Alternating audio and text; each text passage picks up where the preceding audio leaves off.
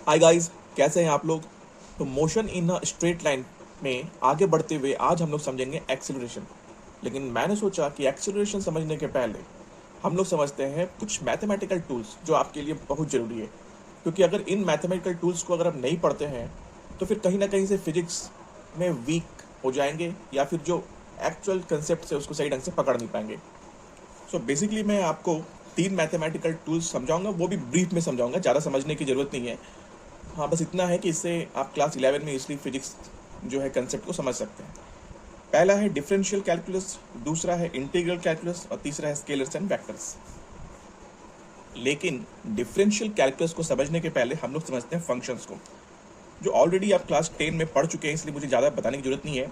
सो अगर कोई भी function y equal to f x है, जिसमें कि y और x दोनों एक वेरिएबल है और y का वैल्यू पूरी की पूरी तरह से डिपेंड करता है x के वैल्यू पे।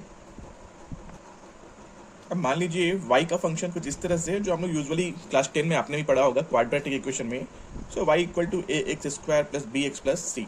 सो इसको हम लिख सकते हैं y equal to x square plus 2x plus 4। अब आप लोगों ने ग्राफ जब खींचा होगा तो उसके पहले हम लोगों ने टेबल तैयार करते हैं। तो सपोज करो भाई, अब इस टेबल बनाएंगे। सो ये टेबल में बनाने के बाद हमारा एक ग्राफ तैयार हो जाएगा। अब वो जो ग्राफ रेडी होगा तो देखिए वो सिंगल ग्राफ में सेम फिगर में मैं आपको डिफरेंशियल कैलकुलस और इंटीग्रल कैलकुलस दोनों एक ही फिगर में समझा देता हूँ। आप सपोज करो कि ग्राफ कुछ इस तरह का तैयार हुआ। अब मैं अगर आपको बोलूँगा कि भाई किसी रेक्टेंगल का आप एरिया निकालिए तो आराम से निकाल देंगे, किसी स्क्वायर का निकालिए तो आराम से निकाल देंगे, है ना। लेकिन ये जो ग्राफ हमने प्लॉट किया था, अगर मैं बोलूँ कि ये एरिया, ये जो पूरा एरिया है, ये एरिया आप निकालिए, तो आप कैसे निकालेंगे, है दिक्कत। सो इसमें काम आता है एक साथ में डिफ्रेंशिएशन और इंटीग्रल कैलकुलस के यूज से हम लोग इसका एरिया निकाल लेंगे। अब इस प्रोसेस को आप बहुत ध्यान से देखिएगा, है ना। इससे आपका डिफरेंशिएशन और इंटीग्रेशन दोनों का कंसेप्ट क्लियर हो जाएगा। अब ये जो ग्राफ हमने तैयार किया है उसमें क्या है, y जो है वो एफ एक्स का फंक्शन है, मतलब y का वैल्यू x पे डिपेंड कर रहा है। अब सपोज कीजिए ये पोजीशन x एक्सिस पे 2 है और ये 6 है, ठीक है। सो अगर मेरा जो फंक्शन है वो अगर f x equal to 2x square plus, तो हमने क्या लिया था, x square plus 2x plus 4, ये हमने फंक्शन लिया। तो f2 का वैल्यू क्या आएगा, तो हम लोग बस क्या करते हैं, यहाँ पे x की जगह 2 वैल्यू पुट करते हैं, उसके बाद 2 का whole square plus 2 into 2 plus 4 करके इसका वैल्यू निकाल जाते हैं। और सेम वे में हम लोग इस पे भी वैल्यू निकाल देंगे। अब देखिए ये जो यहाँ तक वैल्यू है, यहाँ तक डिस्टेंस है, ये क्या है 2। अब यहाँ पे y का वैल्यू क्या रहेगा, यहाँ पे y का वैल्यू, यहाँ पे f2 का वैल्यू y का वैल्यू रहेगा, है ना। अब सपोज कीजिए ये पूरे एरिया को मैं 4 पार्ट में डिवाइड कर देता हूँ, ठीक है। मान लीजिए यहाँ 3 है, यहाँ 4 है, यहाँ 5 है। अब ऐसे 4 पार्ट में इसको हम लोग डिवाइड कर लेते हैं, ठीक है। सो ये जो रेक्टेंगल बन रहा है, रेक्टेंगल जैसा बन रहा है शेप, है ना, ये रेक्टेंगल जैसा जो शेप बन रहा है, तो इसका एरिया क्या होगा।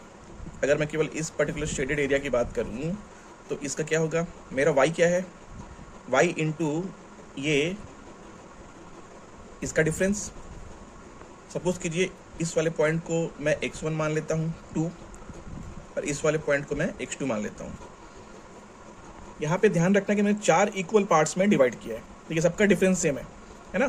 तो डेल्टा x क्या हो गया, delta x equal to x2 minus x1, इसको ही कहते हैं हम लोग डेल्टा x। मैंने लास्ट वाले वीडियो में ही बताया था।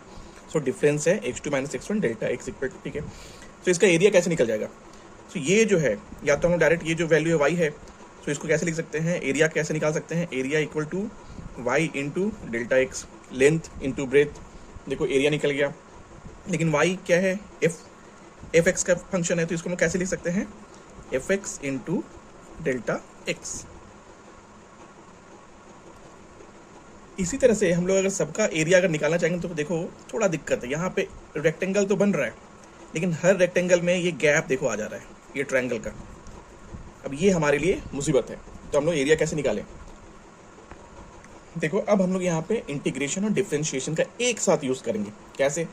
अब हमने जो ये एरिया डिवाइड किया था 1 यूनिट और 1 यूनिट का, हम लोग क्या करेंगे कि एक बिल्कुल छोटा छोटा, एकदम इतना छोटा है ना, इतना छोटा रेक्टेंगल बनाएंगे। ये देखो ऐसे, बिल्कुल इसके साथ वाला इतना छोटा छोटा रेक्टेंगल बनाया हमने।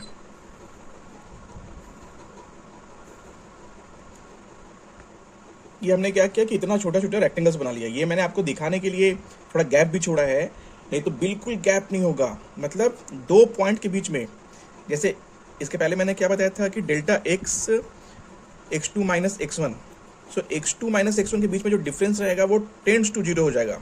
तो डेल्टा x टेंड्स टू 0, मतलब अगर x2 जो है अगर वो 1 है तो x1 उसके पहले वाला पार्ट क्या रहेगा 0.95, है ना, इतना छोटा कि डेल्टा एक्स टेंड्स टू 0 हो जाएगा। अब देखो वो ट्रायंगल का गैप बचा नहीं। अगर ध्यान से देखो तो जब ये पूरा कंटिन्यूअस एक रेक्टेंगल बन रहा है तो वो जो ट्रायंगल का जगह बच रहा था वो अब नहीं बच रहा है। सो ये छोटे छोटे ट्रायंगल्स का पहले हम लोग एरिया निकालेंगे और उसको फिर हम लोग अगर जोड़ देंगे, ऐड कर देंगे, तो इससे मेरा पूरा का पूरा एरिया निकल जाएगा। सो अब वो लिखने में कैसा दिखेगा? सो fx1 into delta x, fx2 into delta x. हम लोग बार बार डेल्टा एक्स क्यों लिख रहे हैं? क्योंकि हमने बोला था कि हम लोग इन्फिनाइट इक्वल पार्ट्स में उस ट्रायंगल को डिवाइड कर रहे हैं। ठीक है, तो सबका समेशन हम लोग कर देंगे। तो समेशन कैसे लिख सकते हैं?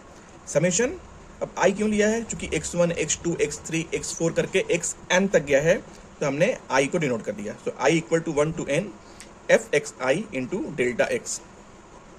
अब इसमें ध्यान देने वाली बात समझो आप लोग। ये देखो डेल्टा एक्स टेंड्स टू 0 है ना, इसको हम लोग कैसे लिख सकते हैं फिर? So area equal to limit delta x tends to 0 summation i equal to 1 to n F x I into delta x. जो हमने मैंने पहले वाले वीडियो में बताया था कि जब डेल्टा एक्स टेंड्स टू 0 होता है, क्योंकि वो बहुत छोटा छोटा डिफरेंस होता है, लाइक 1 माइनस 0.95, तो क्या हुआ 0.05, है ना। सो वैसे डिफरेंस को हम लोग फिर dx से डिनोट करते हैं।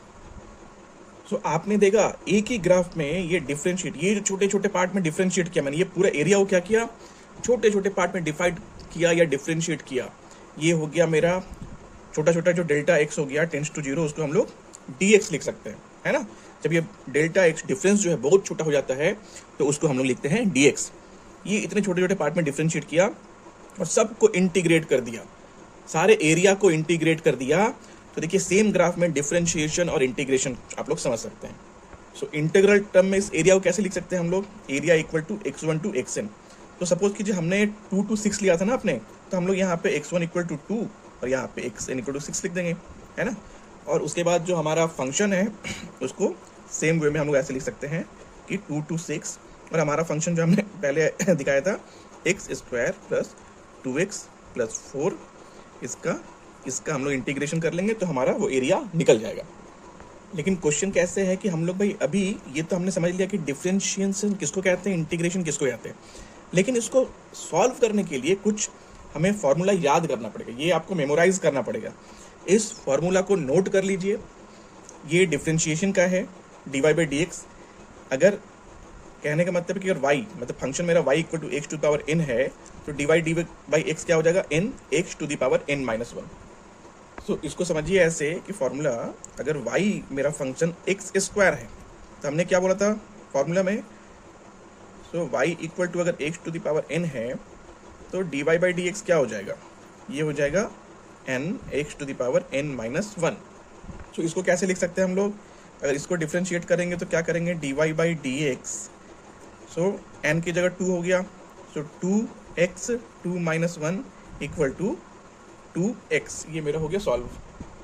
सो ये फॉर्मूला कुछ है, इसको आपको याद रखना पड़ेगा, इसको याद रखेंगे तब भी डिफरेंशिएशन सॉल्व होगा। इस फॉर्मूला को नोट कर लीजिए आप लोग। इसके बाद कुछ रूल्स है वो भी आपको नोट करना पड़ेगा। देखिए कुछ रूल्स है, अगर function y equal to c constant है तो dy बाई डी एक्स क्या हो जाएगा 0, y equal to constant into f x है तो कॉन्स्टेंट बाहर आ जाएगा, then dy by d x हम लोग सॉल्व करेंगे। अगर y equal to u plus b मतलब u और v x का फंक्शन है तो इसको हम लोग कैसे लिख सकते हैं, dy by d x equal to du by d x plus dv by d x. यहाँ u और v x का फंक्शन है, तो ये भी आप लोग नोट कर लीजिए।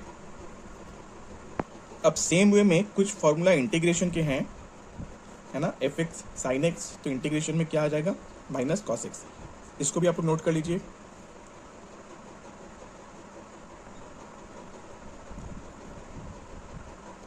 अब जिस तरह से डिफरेंशिएशन के कुछ रूल्स थे, उसी तरह से इंटीग्रेशन के भी कुछ रूल्स हैं। लाइक इंटीग्रेशन सी इंटू एफ एक्स है, तो इसमें भी कांस्टेंट बाहर आ जाएगा और integration function into d x हो जाएगा, और ये अलग रूल, इसको भी नोट कर लीजिए आप लोग। अब चलिए हम लोग कुछ एग्जाम्पल्स सॉल्व कर लेते हैं, जिससे आपको पूरा का पूरा क्लियर हो जाएगा। अब सपोज कीजिए y equal to x square plus 2x plus 4, हम लोग का जो फंक्शन जिस ग्राफ पे हम लोग काम कर रहे थे, तो हमने a टू b मतलब 2 to 6 ये काम किया था मान लीजिए। तो ये ऐसे लिखेंगे x square plus 2x plus 4 into d x, है ना। सो इधर देखिए इंटीग्रेशन का रूल क्या कहता है, इंटीग्रेशन अगर दो फंक्शन है एफ एक्स और जी एक्स, तो दोनों को हम लोग अलग अलग ऐड करके इंटीग्रेट करेंगे separately, integration F x into d x और इंटीग्रेशन जी एक्स इंटू डी एक्स। इसको भी हम लोग सेम वे में अलग अलग कर लेते हैं, तो सब सारा का सारा फंक्शंस को अलग कर लेते हैं, x square into d x, 2x into d x और 5 इंटू 4 है ना, सॉरी 4, सो 4 के साथ कुछ भी नहीं लगा है, तो x टू द पावर 0 कर देते हैं हम लोग इंटू डी एक्स। अब इसको थोड़ा सेपरेटली, तीनों को अलग अलग, अब सेपरेटली केवल इसको हम लोग करते हैं, इस वाले पार्ट को करते हैं हम लोग। अब देखिए केवल उस वाले पार्ट को हम इवेल्युएट करते हैं, तो एफ एक्स इक्वल टू क्या हो गया, एक्स स्क्वायर, है ना, इंटीग्रेशन 0 to 3 या 0 to 6 कुछ भी ले सकते हैं हम लोग। सो बस मैंने एग्जांपल के लिए दिखाया है। सो एक्स स्क्वायर हमने क्या फार्मूला था, x to the power n plus 1 divided by n plus 1। So इसको कैसे लिख सकते हैं, integration 0 to 3 x to the power cube divided by 3। So constant बाहर आ गया, 1/3 को हम लोग कांस्टेंट हो गया इंटू एक्स का function x cube. So 1/3 0 to power 3 x cube, है ना। अब 1/3, अब देखिए उसको सॉल्व करने के पहले एक और रूल्स हम लोग को देखना पड़ेगा, ये क्या, integration a to b f x into d x. जब हम लोग इसको फाइनल निकालेंगे तो x की जगह एफ बी ऊपर वाला पार्ट डालेंगे, f B minus F a, है ना। सो यहाँ पे करते हैं हम लोग, तो यहाँ पे ऊपर का पार्ट क्या आ गया 3, so F B minus F A, तो 3 का यहाँ पे क्या लगा है क्यूब, तो 3 टू आर क्यूब माइनस, चूँकि यहाँ पे 0, यहाँ पे 0 है, ये a का पार्ट ले लिया तो क्यूब, तो इसको हम लोग सॉल्व करेंगे 1/3 इंटू 3 टू पावर क्यूब 27, तो इसको डिवाइड कट जाएगा यहाँ पे, तो 9 आ जाएगा आंसर। सो इस चैनल को सब्सक्राइब कीजिए। कमेंट सेक्शन में अगर आपको कुछ समझ में नहीं आ रहा हो तो बताइए, वो मैं फिर से एक वीडियो बना के फिर डाल दूंगा। Thank you.